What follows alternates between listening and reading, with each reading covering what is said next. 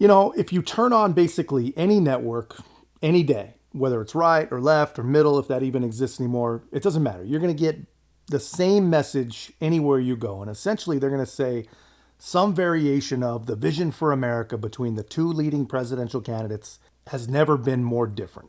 They'll say these two guys are nothing alike. And you know, they're absolutely right, man. But the interesting thing about us as humans, especially Americans, our own confirmation bias allows us to all basically hear that the way we want to hear it and just input whatever characteristics we believe, right? But I think if we see it, it puts it all into perspective that really is impossible to ignore. And what I'm talking about is both Donald Trump and Joe Biden spent time in New York City yesterday. And their trips could not be any more different, man.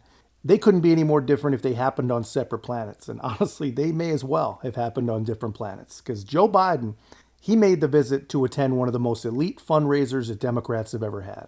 And Donald Trump made the visit to support the young wife of a fallen police officer. And these people are absolutely right. These two men could not be any more different.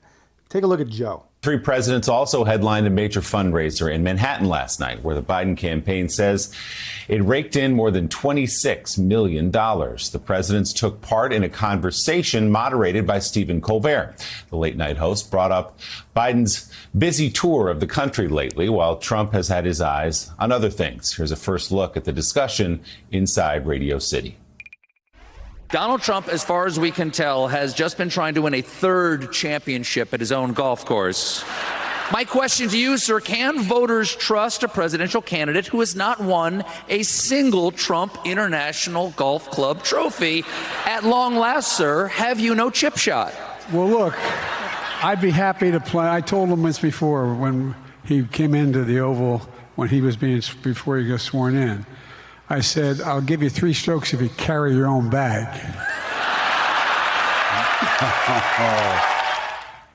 Yeah. So obviously these are very, very funny people.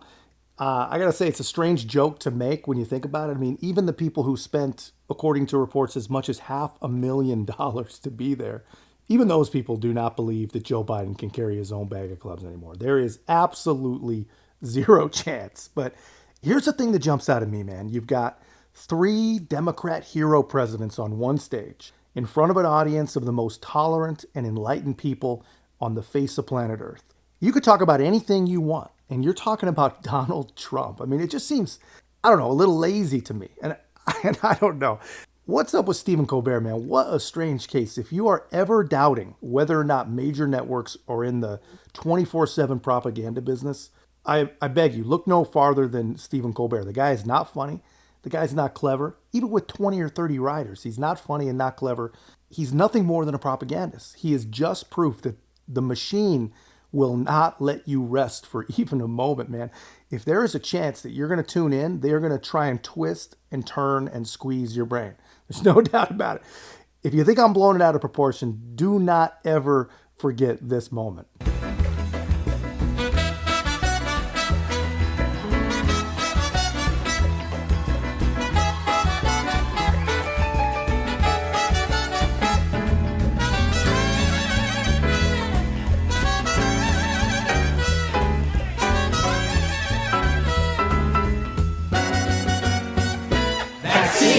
Anyway, this is not a Stephen Colbert video.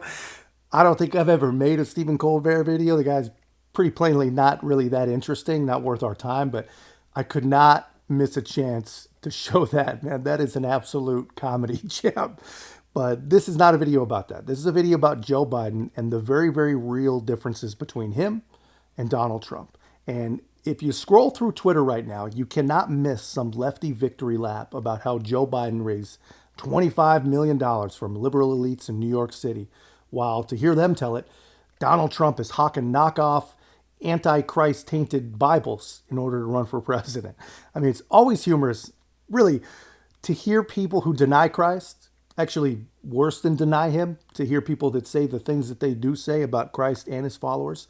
It's always a good laugh to hear them talk about the Antichrist. It's just like, dude, where are you guys at with this? But anyway, so while Joe Biden was on his hands and knees basically for the wealthy, this is how the Antichrist was spending his time in New York City. Thank you very much. Well, thank you very much, everybody. I want to thank Bruce and all of the people that have worked so hard to make this area beautiful and safe. And this is what happened is such a sad event, such a horrible thing. And it's happening all too often. And we're just not going to let it happen. We just can't. 21 times arrested, this thug. And the person in the car with him was arrested many times. And they don't learn because they don't respect. They're not given the respect. The police are the greatest people we have. There's nothing and there's nobody like them, and this should never happen. I just visited with a very beautiful wife that now doesn't have her husband. Stephanie was just incredible. Their child, brand new, beautiful baby, sitting there innocent as can be, and doesn't know how his life has been changed. But the Diller family you'll never be the same. You can never be the same. And we have to stop it. We have to stop it. We have to get back to law and order. We have to do a lot of things differently because this is not working. This is happening too often. It's an honor to be here. And again, I want to just thank all of you folks for allowing this. And Bruce, thank you. Bruce has been a friend of mine for a long time. He's done an incredible job out here. But this is such a sad occasion. The only thing we can say is maybe something is going to be learned. We've got to toughen it up. We've got to strengthen it up. This should never be allowed. Things like this shouldn't take place, and to take place so often. So thank you all for being here. It's an honor, and it's an honor for me to be here. This is a great family, the Diller family. I met the friends, and I met every one of them inside, and these are just incredible people that are just devastated. They're devastated. They've got a tough road. It's going to be a very tough road. So thank you very much, everybody. Appreciate it. Thank you, Bruce. I mean, what can you even add to that, man? It's freaking heartbreaking. It's horrible. That's a young family, lives completely freaking destroyed before they even began, man. And for what? For nothing. For absolutely freaking nothing. I think we got to fight the urge when these things happen, because they happen all the time. We got to fight the urge to make these kind of things political. Doesn't do those families any good. Doesn't make them grieve any less. Probably makes them grieve more, to be honest with you. And our system is so freaking broken that it doesn't even change anything to even bitch and moan about it, right? And I actually think Donald Trump did a pretty good job of not politicizing it. But if you turn on MSNBC right now, they're all about it's not presidential. He should have brought us together. He made it all about politics or whatever. But come on. What they're not telling you on MSNBC is the guy was arrested 21 freaking times. And he has a firearm in New York City, one of the strictest gun measure locations on the entire face of the earth, you know? And what Trump said was absolutely right, man. In a lot of ways, whether we want to make it political or not, bad policy killed that young police officer. And I'm sorry, man. I am 100% for compassionate and effective criminal justice reform, but there's no reason that a police officer needs to be in a position to get shot when someone's been arrested 21 times and now they're carrying a gun in New York. You know, I'm not claiming to be an expert. I'm not an expert. I really don't know what the answer is. There probably, if we're being honest, isn't an answer. But Trump said, and he's absolutely right, what we're doing is not working. And he's absolutely right. You know, what we're doing is not working, not by a mile. And whether we like it or not, these are the kind of things that happen in a city that it's going to let a group of men beat a cop and then get released without bail by the same district attorney that is spending his time upgrading one misdemeanor to 34 new felonies, all because he's still offended that Donald Trump kept Hillary Clinton off of the throne. This is exactly what happens in a place like that. And this is exactly what's going to continue to happen. And the propagandists and the national corporate media, they don't care, man. They saw both trips to New York. They see the big picture. They know what's going on. And this is what they think is important for you to know. This is some context for you on where we are in the cash race, right? Joe Biden well ahead of Donald Trump in terms of cash on hand at the end of last month. But in terms of money raised, right, Joe Biden's fundraiser tonight, $25 million. Trump, for the entire month of February, only raised $20 million. That's how big that $25 million is. It's a large chunk of change, a historic chunk, as the Biden campaign was hinting at. And again, a little bit more context. How much would Trump need to sell to reach $25 million? You know, he's selling those Bibles, those God Bless the USA Bibles. He would need to sell more than 400,000 of those to reach $25 million. And he would, and those, remember those Trump Never Surrender sneakers, he would have to sell approximately 62,657 of them. So that's why he's looking forward to that big fundraiser next month. Because simply put, this type of stuff, this gimmicky stuff, ain't going to get him there, Laura. Just look at that smirk and smile on that evil looking woman, man. Did you catch that? These people are shameless. These are not just casual observers. These are not just reporters. These people feel like they have skin in the game. And they think that Biden raking in millions and millions of dollars from elites in New York City, while Donald Trump is literally spending millions and millions of dollars every month, who knows how many millions, just fighting off lawfare from every single imaginable direction. They think that this is somehow a positive moment. And if you just watch these people, man, you may actually think that it is a positive moment because they're never, ever, ever going to tell you what was actually happening outside. You know, Joe Biden, he might have the elites, but that's not going to matter if he doesn't figure out a way to soften the average young Democrat that actually put him in the White House in the first place.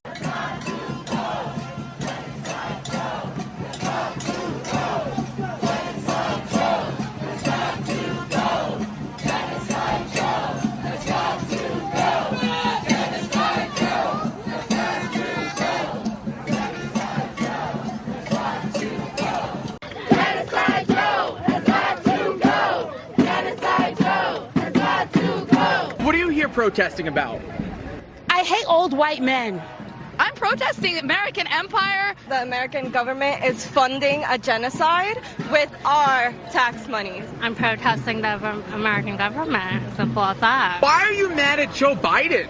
Joe Biden is an old white man. He's a clown. He's supporting Israel against Palestine. That's what we're angry about. He's racist. He's ruining the country. He's not listening to the American people. No genocide, Joe. The whole damn system's got to go. Everyone's also mad with Obama and Clinton, are you? Yeah, because Obama did drone strikes in the Middle East during his presidency. What's your message to Joe Biden? My message to Joe Biden is cease fire now. You should be ashamed of yourself. I don't believe you have an ounce of guilt in your body. If Joe Biden keeps it up, are you going to vote for him? No. No? I'm definitely not voting for him. Absolutely not. Absolutely not. What about Joe Biden? Does he have your vote? No, he doesn't have my vote. I think the real story here, man, so this is what I see. Joe Biden's just yucking it up, telling bad Trump jokes with the rich and famous inside Radio City Music Hall, while the real Democrat voter is at the gates. And they are at the gates, man. They're begging him to listen. They're literally begging the man to hear them. And if that's not a snapshot of the prototypical Democrat administration, then I don't know what is. And I got news for you. It wasn't just outside. There was an insurrection happening. Shame on you, Joe Biden! Shame on you! Shame on you! You are funding genocide in Palestine, and no amount of full concern that you do will change the billions that you are doing! You did blood on your hands! Blood on your hands! Yeah, I mean, what can you say other than this is Joe Biden's America? And every single time you get what you vote for, guys. That is without fail, you get what you vote for. I wish there was more to that video. You know, I want to hear more of what he was saying. All I can hear is Joe say there was an insurrection, like he's convincing people. And he doesn't sound real sure himself, honestly. But here's the thing.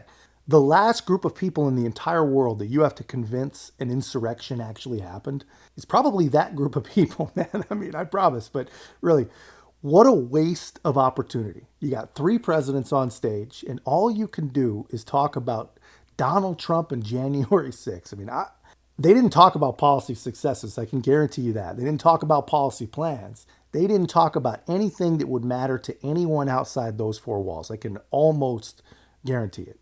And that is exactly why this is going to be the end of Joe Biden. I believe that he's out of touch, and I think he's so out of touch that he's got to be out of time. When asked about the Biden administration's top accomplishments, new Fox polls show nothing was the big winner, as you can see on the screen ahead of you. What's interesting to me is that 38% said nothing, that he hadn't done anything that had helped them in any material way. And many people say, as a matter of fact, if he had done nothing at all, I mean, really done nothing and not reversed some of the Trump policies, we'd be in a better state than we are today. Take a look at this. When we talk about what he did immediately when he came into office, he revoked the permit for the Keystone XL pipeline. He did other things by suspending new oil and natural gas leases. He rejoined the Paris Climate Accord, halted border wall construction, which has been a massive problem, and ended Remain in Mexico. Then he reinstituted that $235 million for the UN RWA, relaxing sanctions on Iran oil sales, releasing billions in sanctioned funds to Iran. He has put us in a whole mess of trouble, and voters are really aware. Can you guys imagine what these numbers would look like if January 6th, imagine if January 6th had just been treated like a regular leftist, mostly peaceful riot, or imagine if the left didn't do all the crazy lawfare against Donald Trump. I mean, the polling, it would probably be like nothing we've ever seen before, like an absolute bloodbath, right? But actually, you know what? I don't know. Maybe that's not even true. Maybe Trump wouldn't even be in the picture. Maybe we'd have DeSantis or, God forbid, someone like Haley. Who knows? We'll never know, obviously. But here's the thing I think that the media doesn't fully seem to understand as they just continue clapping like trained seals at Joe's elitist fundraising, right? They still haven't learned their lessons from 2016. These people created Donald Trump. They cannot survive without talking about Donald Trump. And it's all free advertising from the old school of thought. You know, there's no such thing as bad publicity. And Donald Trump, I think, nails that. I mean, how many millions of dollars in free advertising has Donald Trump enjoyed just from the stories about how many millions Joe Biden took in while Donald Trump's selling Bibles or whatever? I mean, it's crazy when you think about it. I mean, they think that they're hurting Donald Trump, but they're so ridiculous these days that even the casual observer is starting to realize that everything they say is a deception, and a lazy deception at that. The average person knows that Donald Trump did not threaten a bloodbath. The average person knows that Donald Trump did not forget his wife's name. And the average person knows that Joe Biden is the kind of guy to ignore the voters outside calling for peace in order to hang out with celebrities for $500,000 apiece inside. And they are one by one starting to realize that Donald Trump, for all his faults, for all his mean tweets, is the kind of guy who will visit and console the young wife of a fallen police officer. And they're right. You know, the contrast between these two guys could not be any more different. And our choice could not be any more clear, man. And really, what it says about our world, I think, is the most troubling part. I mean, one of those guys is believed and lifted up and adored, and the other is hated and attacked and feared. And when you look at it in those terms, man, it's almost impossible to not let it get to you. But we can't let it get to us, man. We got to keep the faith. We have just got to find a way to win. But that's just my take, guys. Let me know yours in the comments. If you haven't already, be a part of our growth. Make sure to like, comment, subscribe. Most importantly, share the channel. I'll see you in the next one.